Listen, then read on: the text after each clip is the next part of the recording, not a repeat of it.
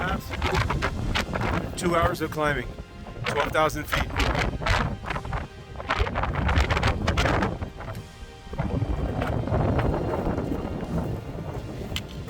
And on the other side, Sequoia National Park. Just beautiful. I hope you can hear me over the wind. It's quite windy and chilly, but it's absolutely beautiful.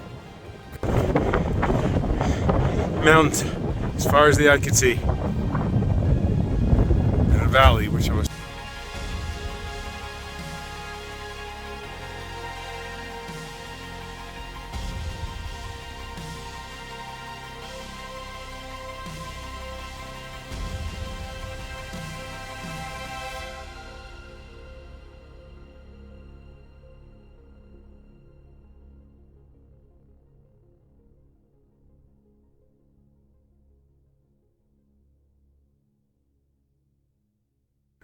Good evening. It's I don't even know what it is. 6:40 now.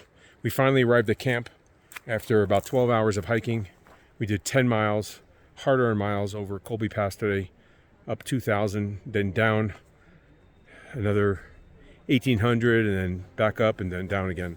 So anyway, we finally came to a camp. We stopped earlier than the camp we originally intended to because it's just taking so long for us to cover the ground. So you can see everybody setting up their tents. There's Dave setting up his tent. There's Steve. There's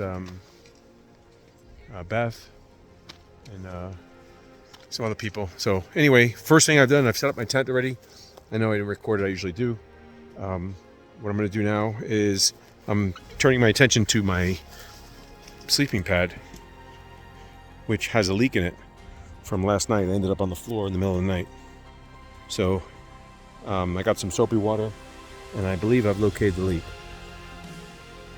And just so you can see what I'm doing. Okay, so this is my tarp. This is the bottom of the tarp. I started here because I figured most likely the bottom is the part that's punctured. And I've used some soapy water, and you can see right there is a leak. So it's a small leak. I have a patch kit. I'm going to mark this with a pen so that I can use the sealant and hopefully seal the leak and sleep tonight. Good. So that's the patch of the sleeping pad. I'm hoping it holds. I'll know in a couple hours. I just filled it up. I let it sit for about 2-3 hours. I'm going to try it out and sleep on it tonight. Hopefully it holds. Just want to do a short recap for day 4. Today was a long day. Started hiking around 6 o'clock. Didn't come into camp until after 6. So it was about 12 and a half hours of hiking with breaks, lunch, and breaks included. The big thing was climbing up to Colby Pass at 12,000 feet. So basically hiked up 2,000 feet, just start the day, and then came down 4,000. Long day, a lot of different terrain and varied things. We went up a place called Chocolate Ridge at the end of the day, and we ended up hiking to a camp, which is a little short of our goal, but turns out to be a nice camp, and we're going to stay here tonight.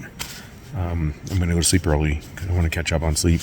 Hopefully my mattress pad is going to hold air, and I'll be able to get some sleep. It's pretty warm tonight, and there's not much of a breeze where we're staying at, so should be a good night. Check in tomorrow.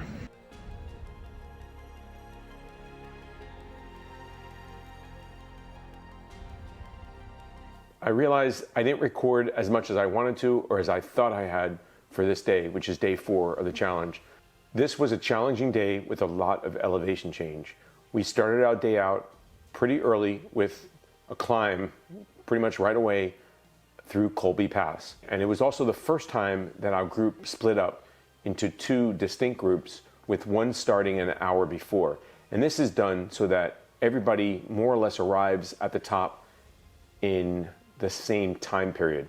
So the fast people wouldn't be waiting too long because they started an hour behind the slower people, and the slower people would have that extra hour to give them time. It also allowed us to pretty much arrive at the top and limit our time up there because it was quite windy and chilly Colby Pass, or 12,000 feet, was the highest that we had gone to up to that point. And a lot of us were a little nervous about it, including myself, worried if we would have any reaction to the altitude. But all those concerns really were for nothing, and everyone made it up without any issues.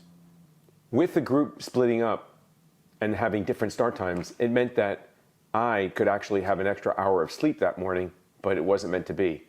I was camped near the kitchen, plus when the other hikers were going up and back, getting ready, getting their gear, eating breakfast, it was just impossible to sleep. Not to mention that I was pretty amped up as well, looking forward to the climb that morning. Additionally, this was the day that, or I should say the night before, when I discovered my sleeping pad had a puncture in it.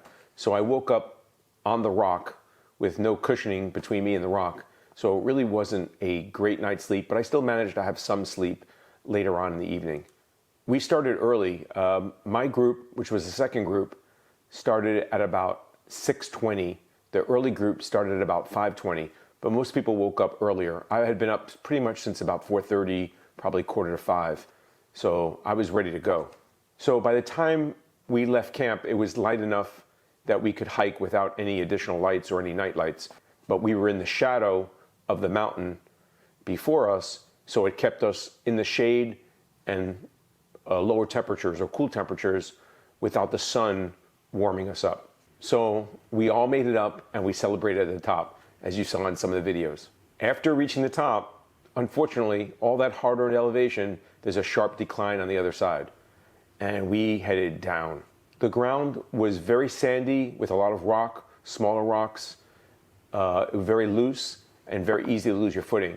And I did take my second fall at that time.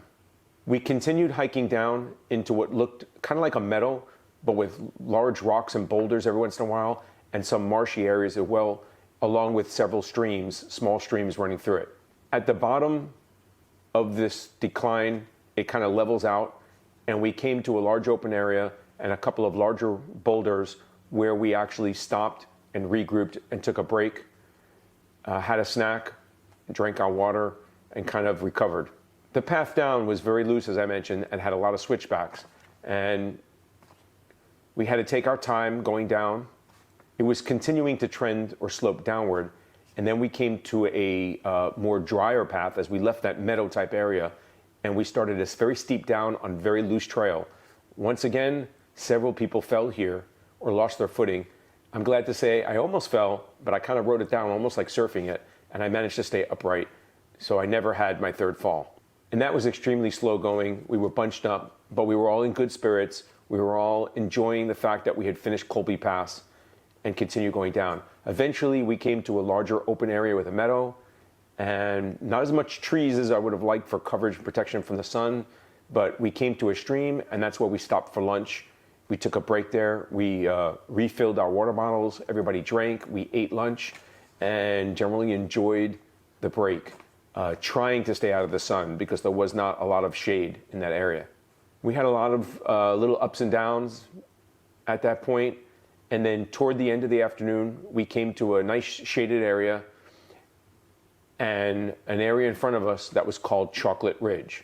On this day, our group was running behind. We had already been hiking, it had been a long day, and our pace had been slower than planned, and we were behind to make our campsite. And it became, I think, apparent to our guides and probably to most of us that we weren't going to make the campsite that we were aiming for unless we stayed hiking and hiked a little later than planned, probably much toward dark. So we were given an option. When the last two people finally came into that little gathering there, Chris, our guide, gave us the options. And at this point, we had probably done about 8 miles, and we were looking to do over 10. So we still had a lot of hiking left to do with daylight running out. The options he gave us were, there was a campsite nearby that he was aware of. It would be a very short walk, and we could stop for the night. And then in the morning, pick up again. We would have Chocolate Ridge, which was about a 200-foot vertical climb up and then down into a valley, and then continue along. But that would add extra mileage that we would have to make up tomorrow, which means we would have to do an early start. This was not a popular option, I feel, with most of the people. The second option was we push on to a campsite that is further down the trail, but closer to the one that we were originally aiming for. And then, of course, the third option was always push on to the campsite that we were originally aiming for. I think that pretty much was taken off the table. So Chris put it to a vote of the group with the real two people that had been the slowest people coming into that camp at that time being the real important voters, because we knew they were most tired and fatigued. And it would probably, if going true to what had happened, they would be the last people to arrive. So they had the most hiking in front of them. We had probably done, I'd say, about 8 miles so far. So we were looking at probably another 2 miles or so to go, not to mention that climb up Chocolate Ridge, which was very steep and would take some effort.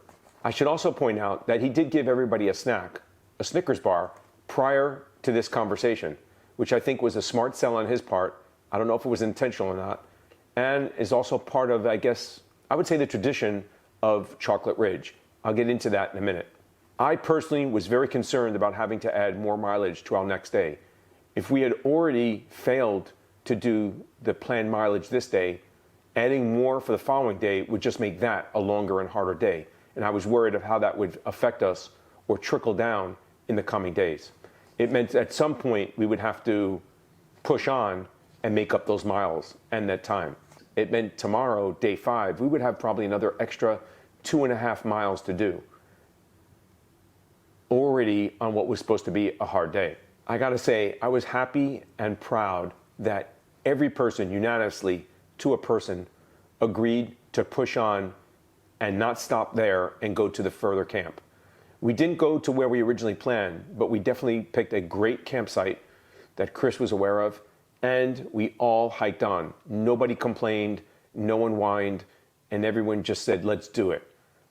I feel in my mind that this trial, or this coming together and everybody thinking of the group above themselves, really bonded us in some way. I mean, I don't know, I think I'm probably the only person that saw this as like a turning point. And there were many during the trip.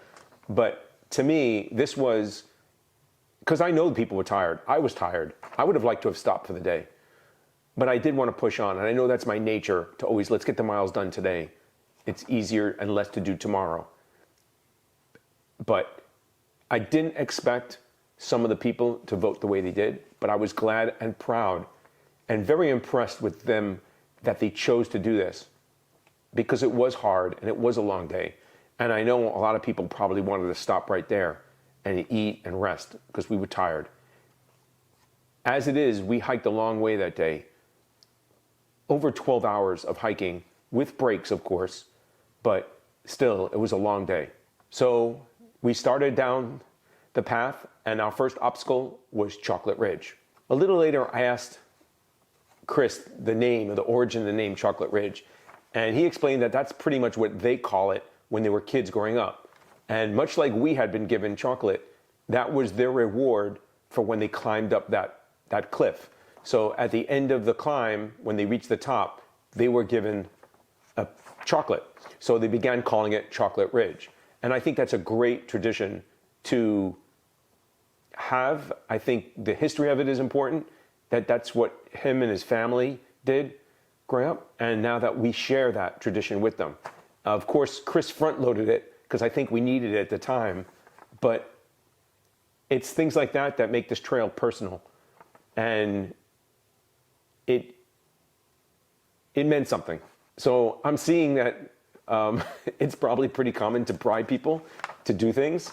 And in this case, we were paid up front with chocolate to get energy and to want to go up that hill or that cliff face. And that's exactly what we did.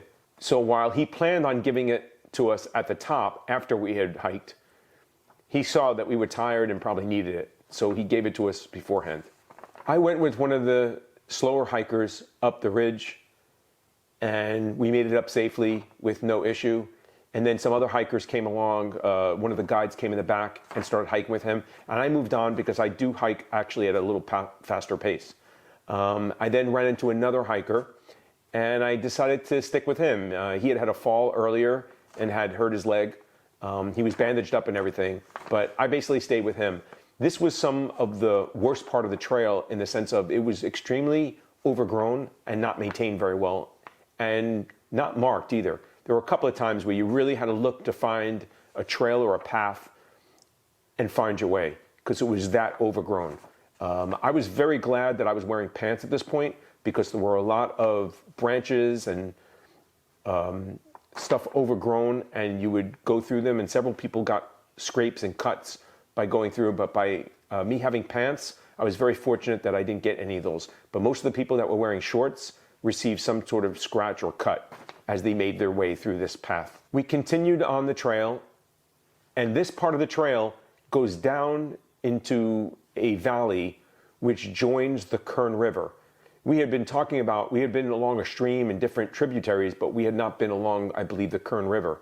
At this point, we were coming to the actual Kern River, and we would follow that for quite some time. When we finally reached the bottom, I guess the Kern River basin, there were a lot of down trees and a lot of large boulders and smaller boulders, and this area seemed to have like three flows coming into it. And Chris explained that years ago there was some sort of rock slide or avalanche that rerouted or affected the river from one large body of water flowing through here to three smaller ones that all join up to become the Kern River. So the area that we were going to be camping in had been prone to flooding or would be underwater at certain times of the year, but it was a beautiful campsite. Even though there were the ground is all soft here, and we had the place as usual to ourselves. We didn't have to share it with anybody. It was quite a long walk from Chocolate Ridge down to where the campsite is, but after about an hour and a half or 2 hours, we had finally made it and came into camp. Everyone was relieved, grateful to take their packs off. We began setting up camp. Food was starting to cook, and we settled into our night routine. Much like everyone else, the only additional thing I did was repair my sleeping pad, which I was pleased managed to hold air, and I never had a problem with it on the rest of the trip. And like everyone else, it had been a long, hard day, 12 hours of hiking, and we were tired. So by hiker midnight, I would say most people were in their tents and already asleep by 8 o'clock. There wasn't a lot of talk that night. We did the usual routine, no campfire, but once everyone had finished eating and everything and we had discussed what we were going to do, everyone settled in to go to bed. The one thing I think I do remember is that at this day, we managed to sleep a little later. We were given a later wake-up time because of the long day. And because the next day, that since we had walked the 2.5 miles that we were hoping to do, even though we were a little short of our goal, that it would not make much of a difference for the following day. So if I recall correctly, we had a later start the following day. And that concludes my synopsis of day 4. Thank you so much for watching. Hope you enjoyed it. Till we meet again.